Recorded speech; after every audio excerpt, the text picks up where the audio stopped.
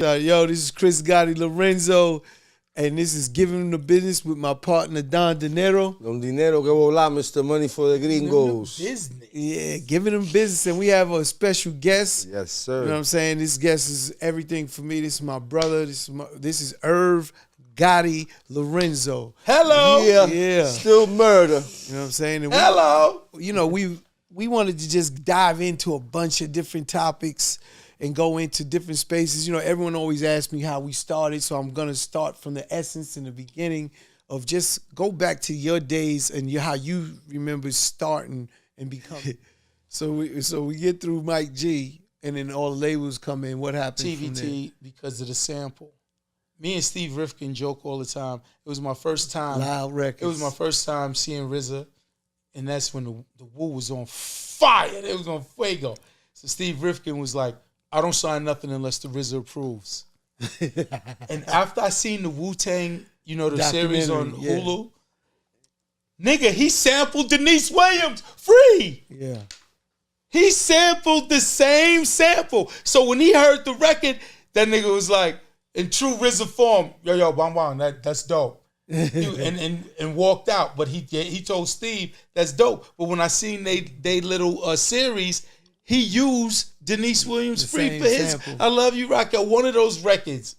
I was like, that's why he was like, oh, this nigga. He flipped it. Same shit. This shit hard. But he stamped it. But they couldn't get the sample cleared. So Steve Rifkin, he if you ever have him on you can ask him about it because he's like, yo, I was supposed to get Jay-Z, DMX, and Ja. Facts. Because whoever's fucking with me is going to get them. Yeah. I said, yeah, nigga. I said, Loud would have been, woo, if that had all of what you had, plus Def Jam would have been fucked. Done. Def Jam would have been done. I said, yeah, you could have had it all. So when he didn't clear the sample, Steve Gottlieb of Blunt TVT was starting a new rap label. He didn't give a fuck. He didn't care. We put the record out. With no clearance. I still to this day, I don't know. He just put it out. Catching comes before hanging.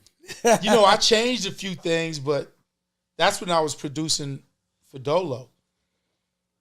And I couldn't play and manipulate sounds like how I could do now with me and Chink or me and Seven or me and Little Rob. Yeah. Because I can't play. I could hear and know what to do, but I couldn't play. So back in the day, it was just me. It was just produced by DJ Irv. So while you on Blunt Records, I know again there's more artists on there that come through that you have in there. Again, Cash Money Click, which is Ja Rule. Well, let me finish the story of Mike Geronimo. And Mike G, you're my man. It's all good. I'm just telling the truth. Not shitting on you. I'm just telling the truth. Again, you'll hear many stories. I'm telling the truth. So all the labels is calling. I never had signed Mike. I didn't have paperwork. So when the deals was coming in, this nigga flipped on me. While he was in Fort Totten, Bayside, I was making everything happen. When the deals came in, he was talking about signing direct and not signing with me. Sounds typical. Nigga flipped on me. And I had to... It got real. Shit gets real. Shit got real, and I was basically like, nigga, if you don't sign with me, nigga, again, I'm a savage. Y'all know the rest. Y'all can figure out the rest. But I knew the writing was on the wall with Mike. He's not loyal. This nigga gets on the deal. The guy who made Shit's Real, he don't want me to make records for him. That's why when you look at his first album, I only did 2 records. I did Shit's Real and It's Time to Build, featuring Jay-Z, DMX, and Ja. But that nigga wanted no parts of me. He was sucking the dicks of Nas's producers. Large Professor, Q-Tip, Pete Rock, Premier, and they're all great producers, and you could work with them or whatever, but I'm like, damn, nigga, I'm the nigga that did it. These niggas they don't fuck with you. fast forward a couple years, I'm the fucking one. Hello, I'm the one, nigga. No disrespect to none of them other producers, but I got bigger than them niggas. Shit happens. Doing my little murdering sound or whatever, But nigga, I was selling thing, and then that's when Mike doubles back a little. Once, by then it's like, I believe you. You showed me who you are. Relationships You're a never bitch the same. ass nigga. I believe you. The relationship's never the same. He ain't a bitch ass nigga. He's gonna say, "Oh, you called me a bitch ass nigga." It's true, but we'll fix it. I mean, what would you consider that? A guy goes, makes a record with you, does everything. You're sitting in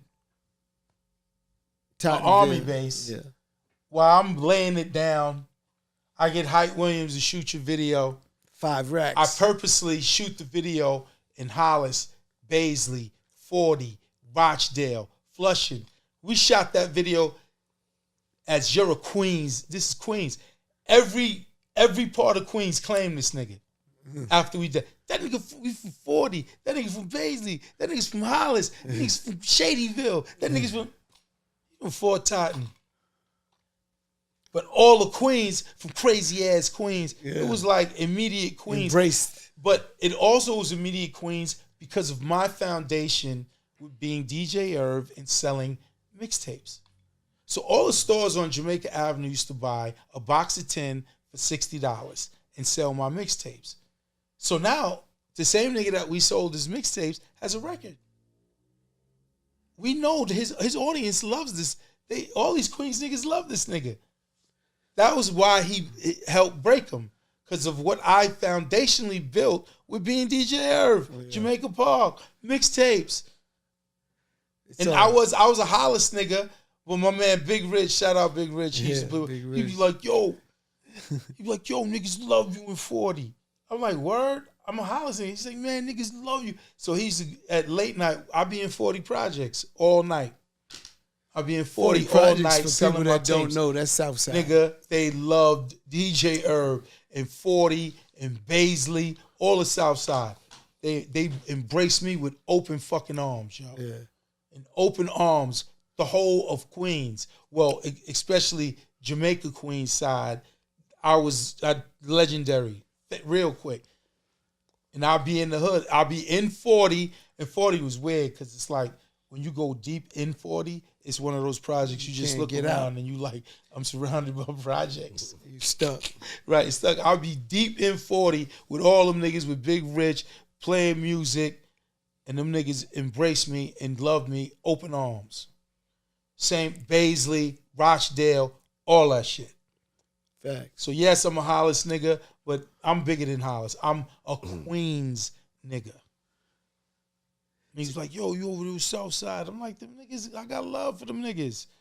Them niggas love me. That nigga Big Rich, I gotta give him the credit. Because he had family in 40. And y'all He's played like, ball together. Yo, word, yeah, and then we played ball. He played for Cardozo. Ball. He's like, yo, word, them over there love you. They love you. And we used to go to 40 and be at 40 all night. And then be at Lucille's. My Queens niggas knows what it Facts. is. 2 o'clock in the morning, we at Lucille's diner eating the burgers. They was the most delicious burgers.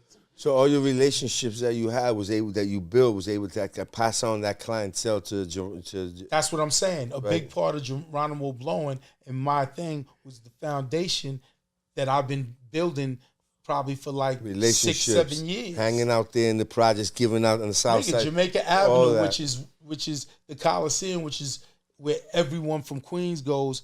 Nigga, they all love me. So once the relationship with Mike, you knew where you was at. That's when you bring in the That's next when group. and it was funny because I was like talking to Chris Black.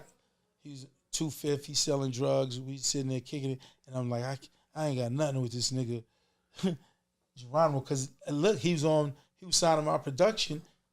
I did Israel, and It's Time to Build on his album. How many songs he had on the album? Probably 14 or whatever. Wow. Yeah, had a full album.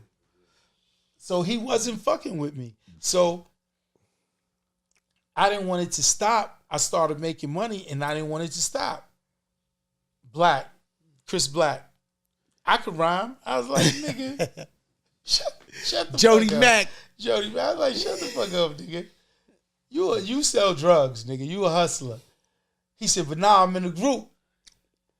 I was like, word? He's like, I'm in a group. And that's when I met Ja.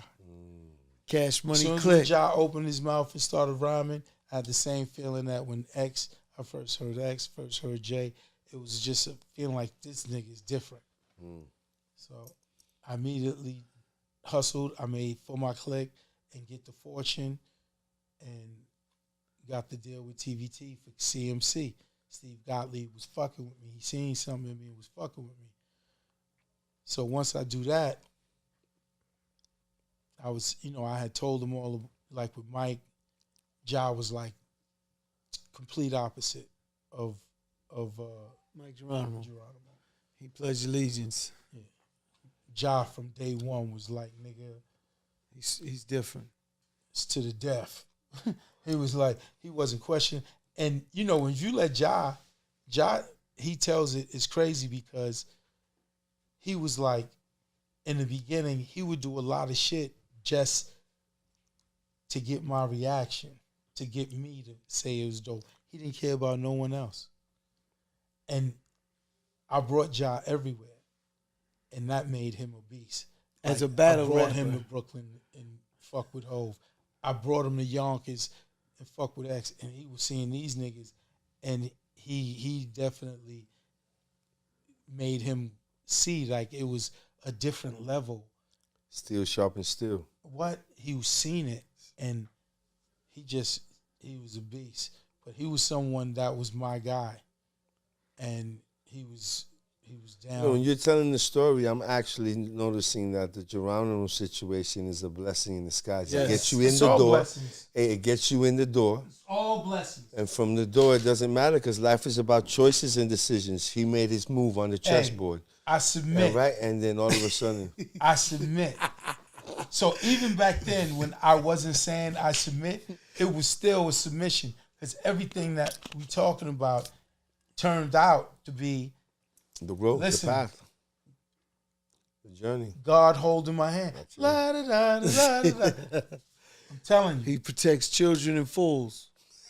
I was How young. old are you?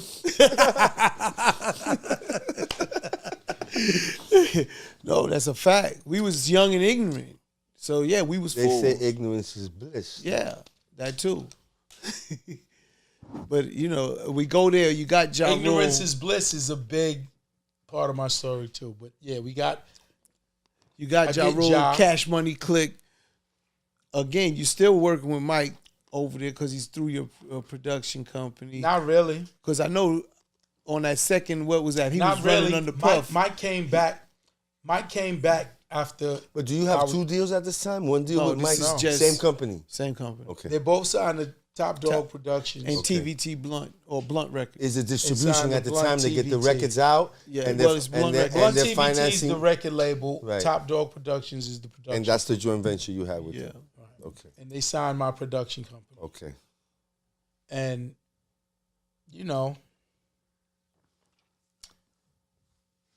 I had nothing with Mike. Shit started moving with thing. But here's what happened with Cash Money Click. So I shot the 2 videos for Cash Money Click, 10 grand. I shot For My Click. I used Chris's Millennia as the car. The Millennia was the picture car, and my MPV was the 2 picture cars. MTVs. Right? I shoot Get the Fortune. That's when I meet Preem. I shoot that on Guy Brewer. Preem had like the whole, it was like a laundromat, deli, barbershop. He Nail salon. he was like, this is all me. He said, you could go in there and just tell him you with me and get whatever you want. So I got a bunch of sandwiches from the store, and we didn't have a big budget, so that was lunch, right? So that's when I first meet Preem. He asked me He was in if the I could halfway shoot house at the movie- time. movies, and I'm like, nah, I don't know how to shoot movies. This is my first video I'm shooting. And we just developed a bond and a friendship that grew into something real that lasts to this very day. But the funny thing, we Get the Fortune, this is how I get to Def Jam. True Get the Fortune, if y'all remember, the Video Jukebox Network, where you could pay 99 cents and order a video. Facts. Video 728. The big video that was out there was Mary and Meth. You're all... And if you remember when that video came out, niggas loved that shit. That was 96. Something like that. No, 95. 95. Maybe 94. I'm bad with timelines. Listen, maybe 94. Word to mother, but 94? maybe. But fucking, what I used to do, this goes back to Savage. Because people like, you say you're Savage, what do you mean? Savage. I don't know how I did it. I know. But I ascertained every 1-900 number that the Jukebox Network had. I had a sheet of papers like this thick. Because how the Jukebox Network worked, for them to make money, it was like a 20-block radius, and it was a different 1-900 number. That's how they was making their money. So you think in New York City, you do one, nigga, you getting this 20 blocks, nigga. And there's a different 1-900 number. So what I did, I would go to studios. I would come to this motherfucker. We go to everywhere. If y'all had a phone, And yo, just could I call. use the phone? 1-900, Yeah. because it's billing the phone. Back then it was the billing the phone. 1-900, they build the phone. They built the phone back Once then. that shit said, your order, it said, like I knew it was good. My nigga, I would stay in that studio. Niggas be leaving. Yo, I just got to finish this call. Bang, So they bang, would leave. bang. I'm in there 24 fucking hours. But what we did, we had 1-900. everybody. And listen, and look, I got the 1-900 numbers. So what I used to do, I sit there, you're all I need. Would come on, they jacking it. I felt Def Jam was jacking it. So I would go to 728. That was the code. The other, and the one, 728, 728, 728. I did that for like 3 weeks. I broke the top 10. We had everyone. We I peaked at like really 7. believe we the reason they stopped 1-900 numbers on corporate phones. Oh, Because absolutely. we had everyone in the I would do it. office calling Yo, in requesting. Tony Dorsey was my nigga. Master disc, the where you master That's your record. yeah. And if you know about mastering, you go there, and those places is always nice. Yeah. You can get whatever you want to eat. Nigga, I stayed in there for word to mother like 3 days. Because I was doing it, and then on the third day, they clipped it. They turned it off because they Like, getting it's the not bill. going through. Too I was much like, money. fuck. But I was in there for like 3 days, just banging out. Nigga, I broke the top 10. Yeah. So now, unbeknownst to me, Lyor Cohen was jacking the fucking box. Wow. So Lyor Cohen is at Def Jam, and every time he sees you're on his shit, get the fortune, motherfucker. He's like, what the fuck? How are they doing it? He said, "What the fuck?" Yeah. And he loved Ja. He was like, "Yo, who is this little motherfucker with big this voice, big voice?" yeah. Because if you remember, Oh, on my you had click, that. they each had a verse. Yeah. Get the fortune. I highlighted Rule, nigga. Chris Black, who you nigga, you're not a rapper. You gonna be the 4-bar assassin. You're you God, right? You a 4-bar assassin. Let that nigga spit his 4-bar. Get him, Rule. So if you look at that record, it's all Rule. Lyor Cohen gets my number. He finds you. He calls me to Def Jam. He says, I want Ja, the little guy. I want him, the big voice. But at that time, he was heavily still, and Blunt was still working him. I said, he signed to Blunt TVT. I'm not fucking with Steve Gottlieb. So I met Lyor. He wanted Ja, but it couldn't happen. But that comes back into play. 'Cause around this time, that's when Hove comes to Diner Dog Studios. I first meet Damon Biggs. He says, yo, we Rockefeller. And Hove is an arrogant nigga. If everyone knows that by now, right? So he was like, Gotti, not Gotti, I was still just Irv. Irv, how you getting these records on the radio? And they not playing my shit. Yeah. He couldn't believe it. I said, well, yo, Flex is my nigga. He said, and I said, I know Tracy Clarity, the program director. Angie's my girl. And I said, they support me. And Ho was like, yo, help me. Dame, he's like, Ho was like, God, he's like, yo, help me. And I stopped what I'm doing and became a part of RocAFella. So the first thing I did with RocAFella, they already had Dead Presidents. They shot the video, so it was nothing really for me to do with that. But I was going to the studio. I made Can I Live? And we was in D&D a lot. And he just made Ain't No Nigga. So I was like, yo, this is the record. Not Dev, this is it. This shit with Fox. I'm like, this is the record. So I campaigned for that record, and they said, fuck it. And I like to have receipts with my stories. One of the receipts for this is, if you look at the single for Dead Presidents, they just threw it on the B-side. So what I mean to say with that is, they loved the record, and they, of course, but throwing it on the B-side, just in case. They didn't fully, they did it to Gotti, and they pressed up a white label, and they said, all right, now what? I said, yo, the nigga Flex likes cars. I got a white GS, Jay got a white GS, Dame got a black GS, Big got the Acura Legend. I said, yo, you know me. I'm the same nigga. Yo, you saving my life. Coming up at 6:30. Meet me at 6:30. So 1370 has his, just if you could imagine, 3 GS 300s in the Act Legend with their hazards on. Here come the nigga Flex in his Mark 7 with the fucking chrome rims. Flex gets out. He's like this. It's a car show. And back then, those GSs was... They were the cars. Yes. So it's 3 GSs in the Act Legend coupe. Hazards on. Mean. This nigga Flex, exactly what I knew. He came on. He's like, what the fuck? He says, Irv, what's up? Totally. That's so Dame, Biggs, and Jay sees this nigga come give me... I said, Flex, listen, man. I said, yo, this shit right here, I said, this is the hottest shit. I said, yo, that's Jay-Z, that's Dame Dash, that's Biggs. I said, they RocAFellaRecords. I said, they got more money than all these niggas. These niggas is the niggas. I said, this nigga Jay, I've known since I was 17. This nigga's the nicest nigga. So I'm doing my fucking, I'm just blowing him up. You're selling it. But the record, I said, Flex, I know you. And what I meant by that is Flex is the D. Flex likes break beats. Yep. He likes, I want to rub the record, Gotti. He like,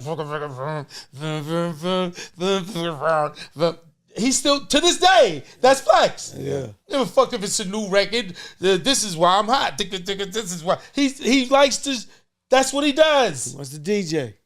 I said, Flex, I know you're going to love this record because I know he loves the break beat. He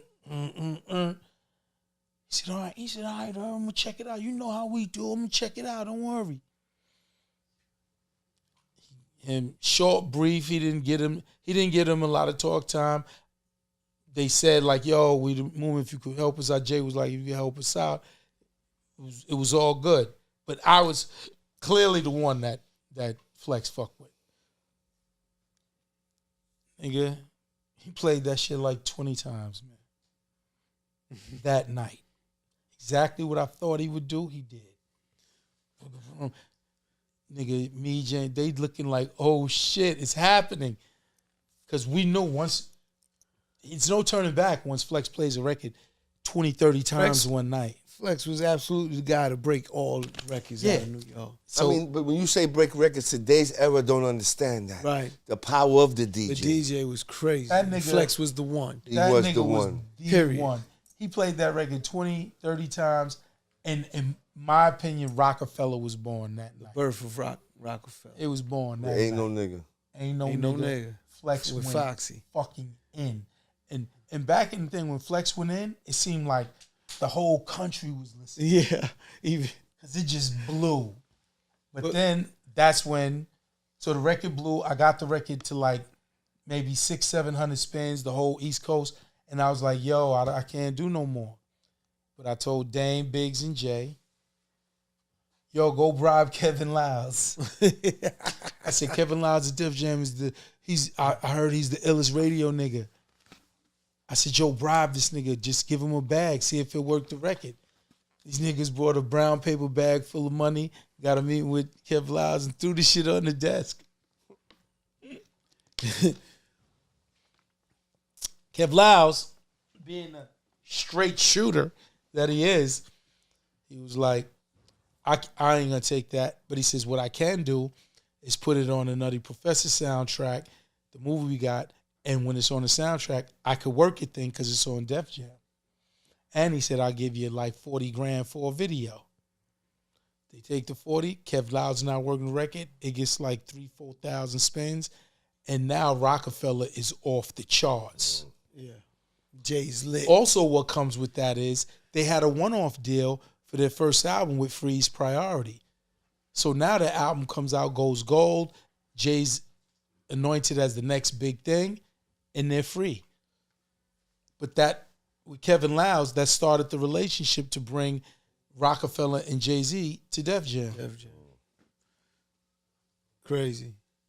Lyor sees me again. Remember, he had the first meeting with Ja. He sees this same Irv guy with RocAFella, the new hottest thing. He calls me in to be a A&R meeting. I mean, to hire me as an A&R. And that's the legendary meeting. He's interviewing me, and then he says, what is your 5-year goal? And I was like, I knew what I was going to say. So I was like, none of your business. And I didn't want to tell him. I have to know. Now I have to know. Oh, what is your 5? So he kept pressing me to tell him my 5-year goal. And I said, all right. I said, my 5-year goal is to become you and then fucking kill you because you can't know hip-hop better than me.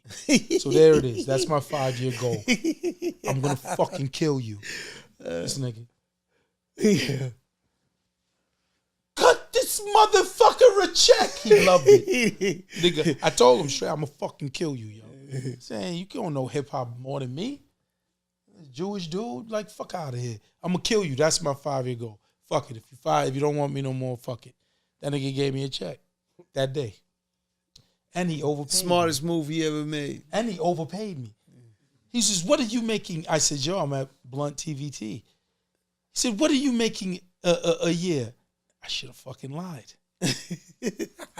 I told him the truth. I said, yo, I'm making 60,000. Done.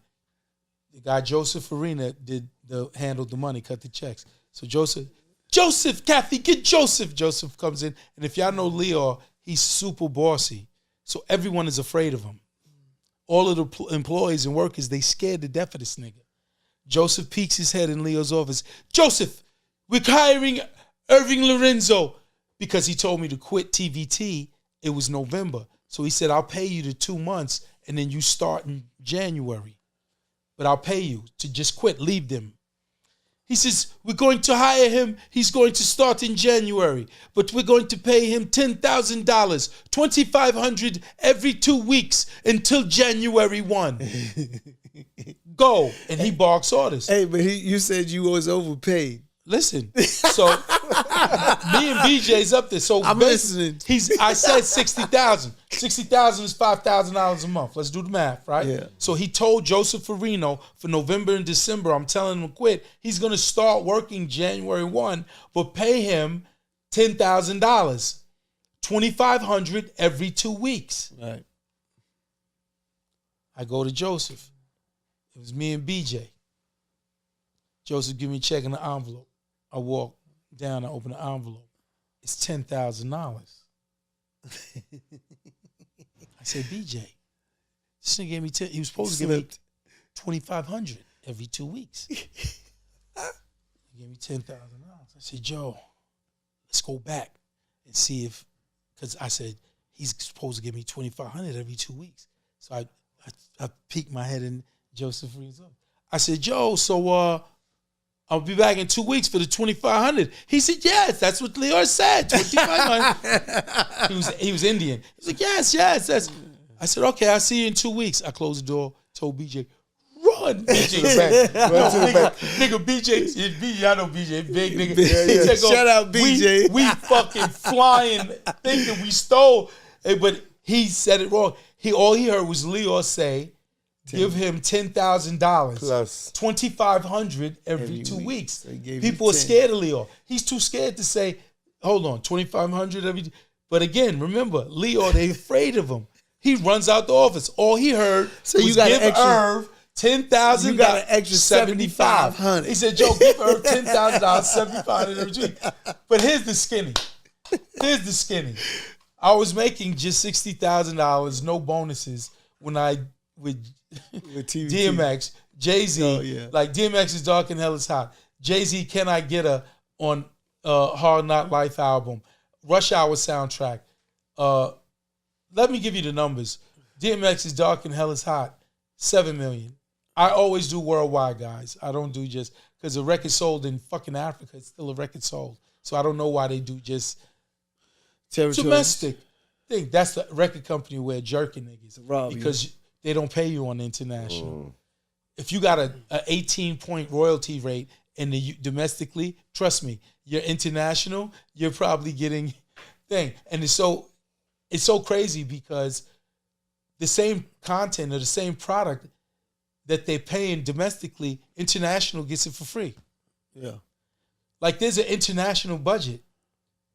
International could shoot their own videos, have their own promotional items.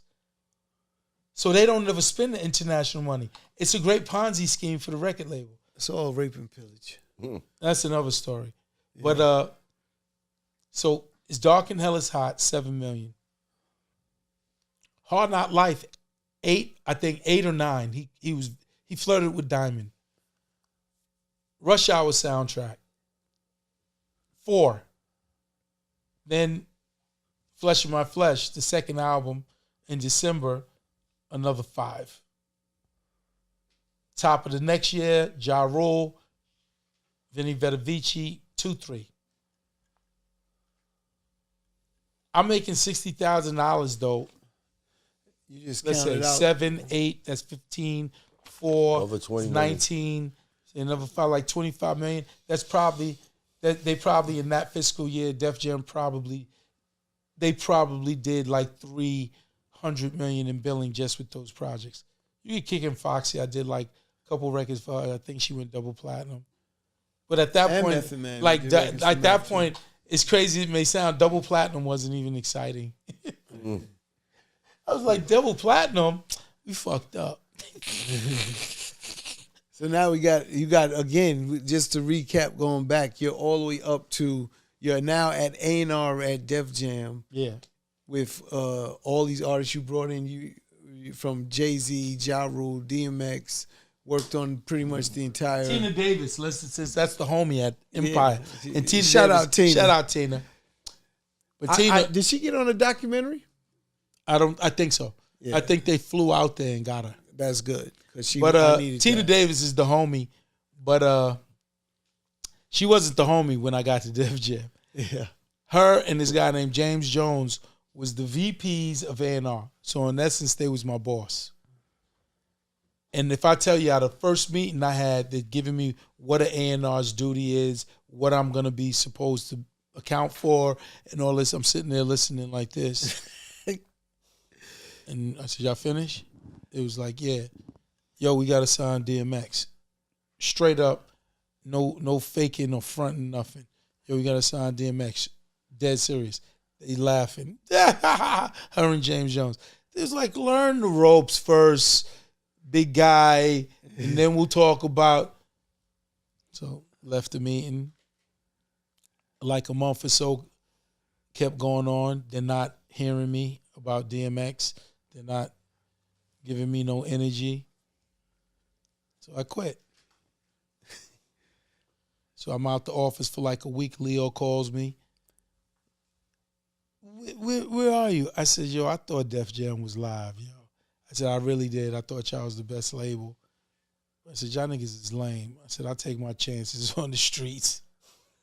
He says, what? I want you to come back. I said, I don't give a fuck what you want. Like, it's corny to me. He says, please, just come back. I come back. It's him and Kevin Liles. And he's like, what's the matter? I said, yo, I ain't getting to do what the fuck I want to do. I thought A&R people signed artists. They got me working this bullshit that I don't, it's not bullshit, but they got me working shit that I'm not attached or connected to. I don't give a fuck about it. So I don't want to be here. He says, wait. He calls in James Jones and Tina Davis. He says, listen, Irv Gotti is to answer to me and Kevin Liles. I didn't know he was going to do that. He basically let the savage out the cage when he did that. So we walk out the office, right? He says, give me a minute. So I walk out the office. Tina Davis turns, if DMX don't sell, your ass is fired. I was like, bitch, I quit. I don't want to be here anyway with your whack ass. You fucking throw your ass is fired. What? So what? I don't want to be here. I go back in Lyor and Kev. He says, so what now? What now? What do we do now? And this is also God. Because Lyor, as powerful he was, Def Jam was hemorrhaging money. And he used to take me everywhere with him because he was about to lose Def Jam. So this nigga Lyor was crying. He would be in Hollis eating baked ziti with fucking my mother cooked with his wife Amy and his young son Oz. And me and him would be walking down Hollis Avenue and this big white man was real tears coming down. You don't understand. They're going to take Def Jam from me. He's like, I told my mother, when you see the logo, that's your son. He says, if you cut me, I bleed. Def Jam. Crying. Like real tears. And Lyor ain't pussy. It was fucking with him that much. And me, ignorance